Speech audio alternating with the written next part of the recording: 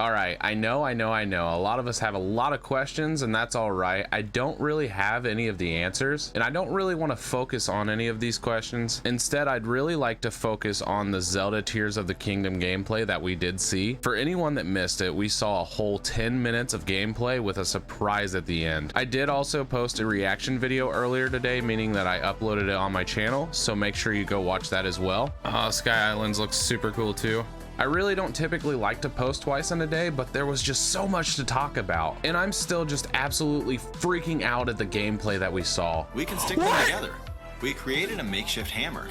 What? This is called Fuse. Fuse! You can. All right, so it starts out looking like we're back in Breath of the Wild at the first glance of the gameplay. Link looks absolutely killer. His hair is much longer, literally looking like a stud ready to fight. And the biggest thing that I noticed off the bat is we have a mini map now. Oh, you got a mini map!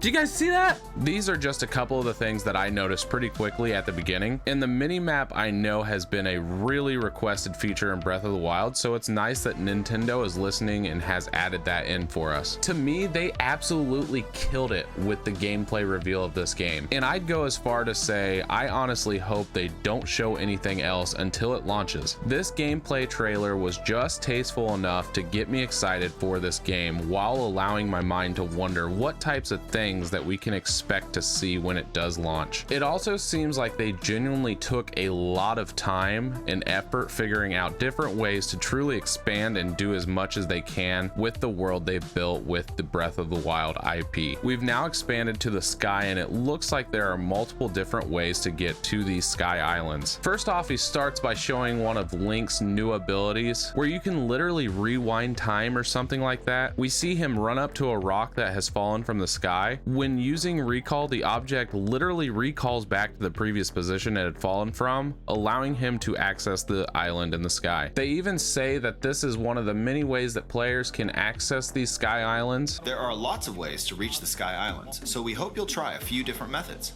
So who knows what other awesome features we'll see at launch. We do see later in the demo a glimpse of what they're talking about with building a flying craft and more. So now that we're up here, we quickly see new man-made structures, trees. We have some new enemies, probably new puzzles with new things to find through chests. I mean, the sky's the limit. We still haven't seen a lot yet. I don't think I saw any shrines, but I'm not sure. But then we get to see our first enemy, which just looks like a bunch of parts, like gears and metal or something put together with this like plasma type stuff, which could be part of the story, but who knows this early on. And then easily the most wild new ability or mechanic that we saw during this whole thing is fusing different objects in the world together, where we can literally glue different items or objects together to make some really cool things. The first time that this is demonstrated is when he takes a stick and attaches a gigantic boulder to it. We even get to witness it increasing the attack by 2. It literally looks like a prehistoric hammer or something like that, and it's beyond awesome that we can do things like this now. It really seems like in this new world and these new abilities, you can attach virtually anything to anything, which seems insane.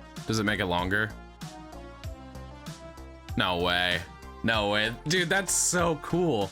And I still can't fully wrap my head around all of the possibilities that are being opened up by this. You can attach things to your arrows, a mushroom to the front of your shield. That way, if you're not that great at fighting enemies, when you block a hit, the mushroom explodes into this giant dust cloud, allowing you to sneak up behind them and take them out that way. And then with the addition of being able to attach things to your arrows, we saw these like homing arrows when adding the eye to the front of them. We even saw ice arrows just by simply attaching an ice element to the front of it. Insane stuff, seriously. Like, I can't honestly imagine what we're gonna be seeing after this game has been out for a few years with all the new additional things that are being added in this game. I mean, think about it. People are still to this day finding new features and different things that we can do in Breath of the Wild that we still didn't even know were possible. Then the demo branches out even more, where we see him build a boat by simply picking up a few logs and attaching these fan looking things to it to cross one of the rivers doors on the Sky Island. And an additional interesting thing here is it looks like you have to strategize on how you proportion everything on your boat to make it flow evenly, and how adding additional fans make it traverse more quickly. It really does seem like the possibilities are endless here. It seems like the majority of what we had seen in the gameplay, the vehicles were using these like fan looking things, but something I'm wondering now is if there will be any of these like other certain type of mechanical things that we can use on our vehicles.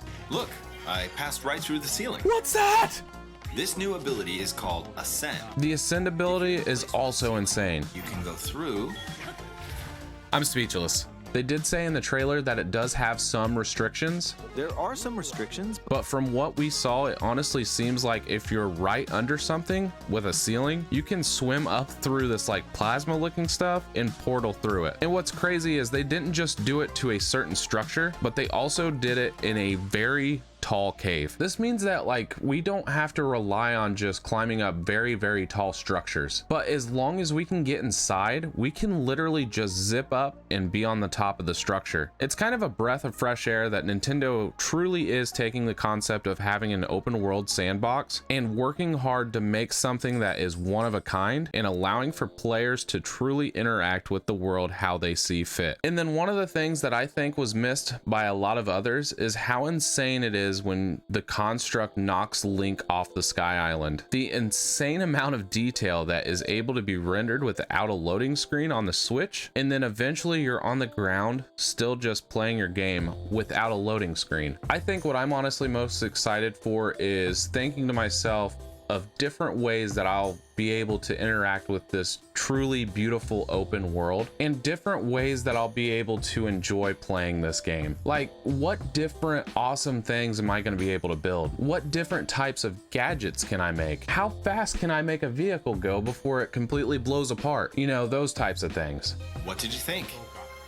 Some of Link's new abilities I think that were was sick, updated man. from the previous game. That was sick. This trailer went so well beyond what I was expecting, and what I like is it honestly doesn't seem like any type of DLC. It just seems like a true sequel to Breath of the Wild. And sure, we're revisiting the same world and the same graphics as before, but none of the places that we saw in the demo were recognizable, at least to me. For the most part, correct me if I'm wrong, but it was set on one or maybe two Sky Islands. And additionally, we didn't see anything from the story. I don't think we saw any of the previous abilities, meaning there is still so many mysteries about this game. Mysteries that will be answered coming May 12th, and I'm beyond excited for it. I think that's enough of me telling you how excited I am for this game and how great of a game it's going to be. I absolutely loved everything about this gameplay trailer, and I cannot wait to play this game. So if you're excited for this, let me know in the comments below. I have been streaming a lot of the Resident Evil 4 remake, but if you get the chance, come over and say, hey, let's talk about Tears of the Kingdom or something. But yeah, that's pretty much it. This was such a good day for myself, for Zelda fans, and so on. And I'll see you soon. Peace.